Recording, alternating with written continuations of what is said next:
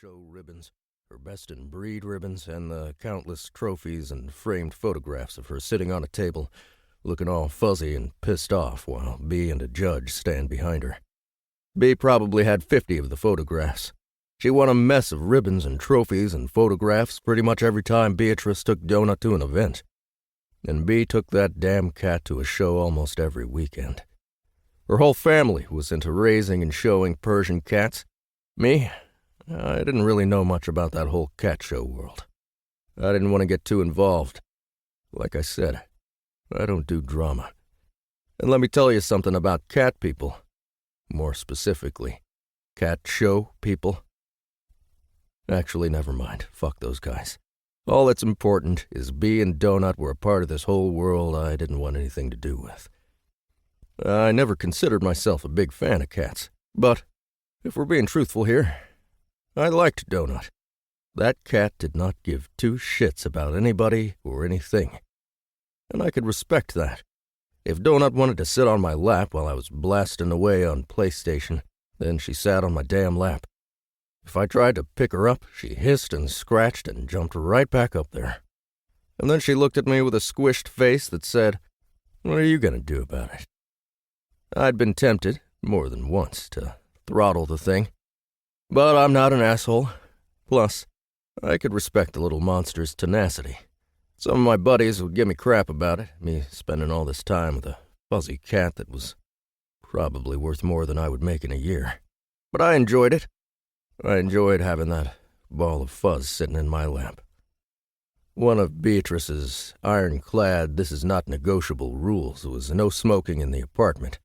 So after our fight and breakup, I'd made a point of smoking as much as I could. I know, immature, but it was freezing outside.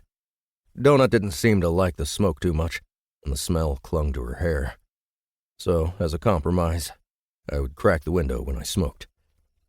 So, when I woke up at about 2 a.m., having been startled awake by a dream, I decided I needed a smoke. I pulled out my pack, cracked the window, and I lit a cigarette.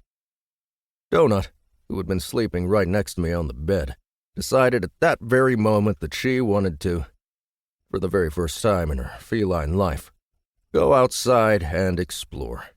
She jumped up on my shoulder, and she leaped out the second-story window onto the tree outside my apartment. Just like that. I'd had that window open dozens of times over the past year, and she'd never even given the window a second glance. But tonight, on the coldest night of the year, the furry asshole decided to Lewis and Clark her way out of the apartment. She scampered down the tree, sniffed at the sidewalk a few times, and then promptly realized it was cold as fuck. Her adventure over as quickly as it began, she rushed back up the tree and stared at me over the 5 feet from the window to the branch. The adventure all drained out of her. Donut decided not to risk jumping back inside. So instead, she decided to start howling at the top of her lungs. I spent the next several minutes cursing at the cat, trying to coax her back inside. I opened the window all the way, sending gales of ice-cold air in the previously toasty apartment. The fuzzy black and beige and white cat just sat there, bitching and howling so much I feared one of my neighbors might wake up and shoot her. I'd left my boots in the dryer all the way in the building's basement. I didn't know where the hell my running shoes were, so in a momentary decision I would quickly come to regret, I squeezed my feet into a pair of my ex-girlfriend's Crocs, pulled a heavy leather jacket on, and I rushed outside to grab the cat. A part of me kept saying, "Screw it. It's not your cat. Let the fucker freeze." But like I said, I'm not that much of an asshole.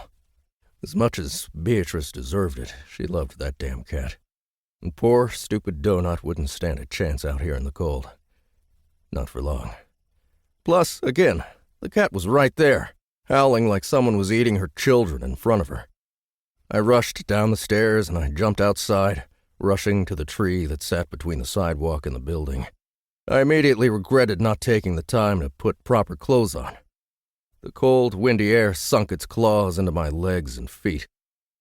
Donut was right there, sitting on a tree just out of reach, looking between me and the open window into the apartment. She continued to howl. A light popped on in an apartment on the first floor.